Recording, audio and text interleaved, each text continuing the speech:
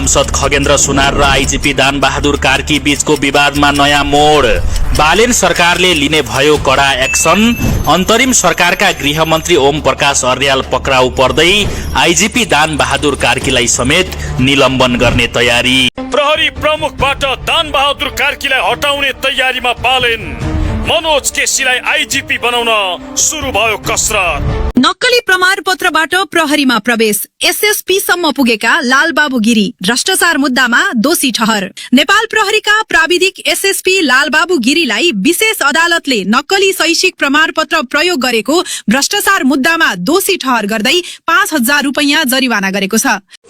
रवि लामिछानेको कारबाही धम्की कसिङ्गर साबित। बालेन सरकारको चर्को आलोचना देशको सच्चा सपुत बन्दै खगेन्द्र सुनारलाई सारा जनताले गरे स्वागत। दर्शकबिन, नेपालको राजनीति र सुरक्षा निकायको इतिहासमै अहिलेसम्मकै सबैभन्दा ठूलो भूकम्प गएको छ। डीडीसीमा कमाल गरेर मुस्ताङलाई विश्वभर चिनाउने लक्ष्य सहित एकाएक उडेर होइन गुडेर मुस्ताङ हानिए बालेन। बिना काम घुमेरै राज्यकोष उडाउने पुरानो सरकारलाई सिकाए सबक। स्वागत गर्नेको हुल देखेर हौसिएका राजा ज्ञानेन्द्रले सकेन अरूले सक्छ भन्दै सरकारलाई नै धम्क्याएका नेपाली कांग्रेसका पूर्व सभापति एवं पूर्व प्रधानमन्त्री शेरबहादुर देउबा प्रहरी खोरमा जाकिने भएका छन्। भ्रष्टाचारको कारोबार अब नेपालमा होइन विदेशमै हुन्छ, रवि लामिछानेको दाबी। पार्टीलाई व्यवस्था गर्दै बालेन शाह।